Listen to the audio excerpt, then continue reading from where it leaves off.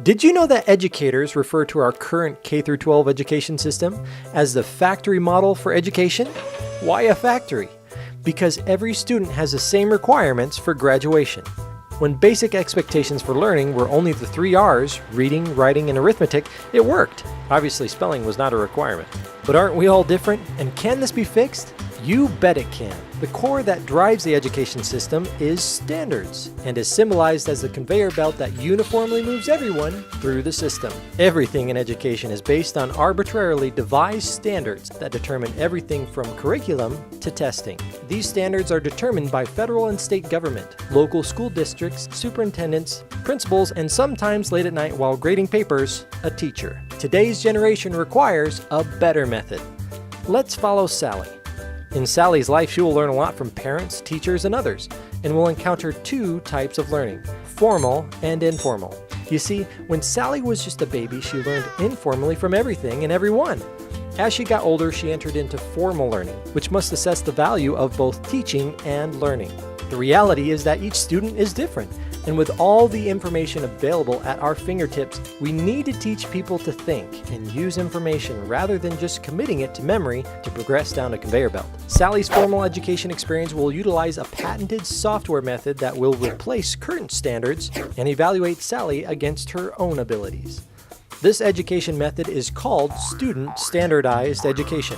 When Sally starts school, she will get a personal student evaluation for each and every subject. The comprehensive software program will determine an individualized baseline that will encompass all aspects of learning, including innate and cognitive abilities, age, language, ethnicity, and every condition that affects Sally's learning. As Sally grows, her individual baseline will constantly be updated, sometimes on a daily basis. This will establish a baseline for Sally as an individual. That's right, Sally is an individual and doesn't belong on a conveyor belt. Let's take a look at Sally's class, already in session and taking an exam. Sally's teacher, Mrs. Johnson, teaches math. Her syllabus is broad enough to cover the full range of student capacities. The math test is based on general knowledge and application of that knowledge. All of the students are exposed to the same information, then take the same exam. But Billy over there is different than Timmy, and Mary learns at a different pace than our Sally. Now, let's see how Sally and her classmates are evaluated when they are not on a conveyor belt. Everyone has been taught the same information and takes the same exam, but now everyone is graded against their own baseline. Timmy's results show he got 70 questions correct out of 100 and received a B. This grade indicates that Timmy could have done better according to his individual ability. Mary got 40 correct and got an A. Mary was also working to her ability. Mrs. Johnson's students have now been individually graded within the mass education system.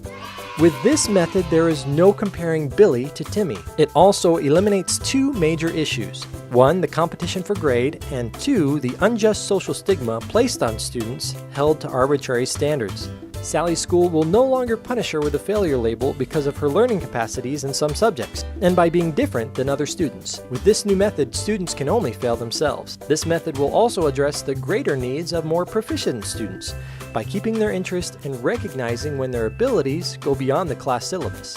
Since evaluations will be based on individual retention of content, this method will invoke a better teacher-to-student learning environment. Mrs. Johnson can now teach a diverse class without restrictive and mandatory standards.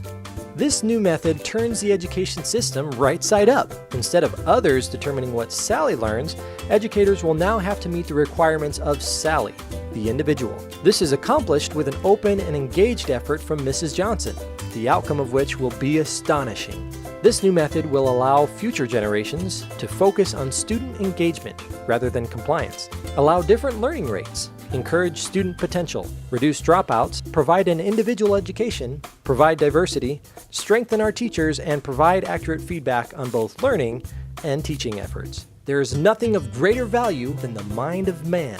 The development of that great resource is paramount to the success of the human race. We ask for your help in support of student standardized education as a replacement of our outdated factory model.